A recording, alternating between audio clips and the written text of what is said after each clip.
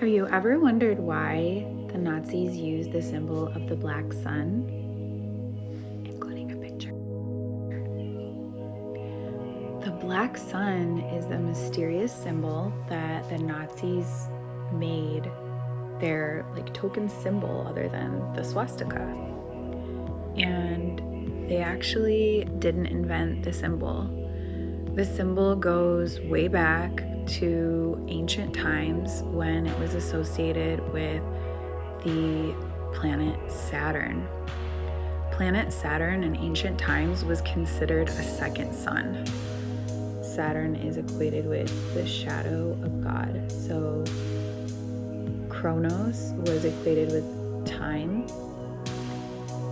He was equated with harvest. He had a festival in the fall that was a celebration of the harvest called Saturnalia in Rome, considered sort of a fatherly figure, the father of all the gods.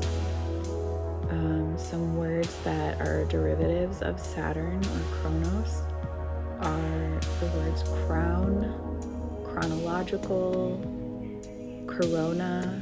This is because the black sun is a second sun. It's the planet Saturn. So what does this second sun Saturn symbolize? This is like a really debated topic because some people equate Saturn with Satan. But Saturn was considered sort of the dark aspect of God. So it is typically the god that around the globe people sacrificed people and children to. There was a celebration of harvest associated with Saturn. So anything related to a harvest is synonymous with Kronos. And inner alchemy.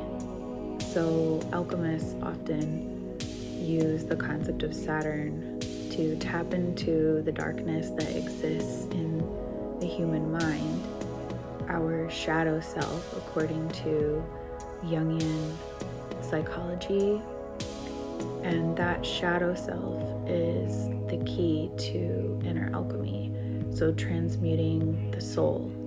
So many occult groups look to Saturn to transmute and transform themselves. Is a concept that we can see throughout the East in Hinduism and into the West. The equivalent in Judaism is basically Binah, and Binah is a feminine concept, also meaning understanding in Judaism. And Binah is equated to Saturn and also seen as the womb of God and the womb of creation, the female counterpart of God. In Judaism, there are angels attributed, well, in Kabbalah, there are angels attributed to each of the planets. And there is a higher octave and a lower octave. So there are angelic and demonic associations with each of the planets. This is mirrored in astrology, where we say things like Saturn is the higher octave and Mars is the lower octave. Mars is actually linked to the demon Samael, or some would call him an archangel, and Samael is linked with evil, and that is the archangel of Mars.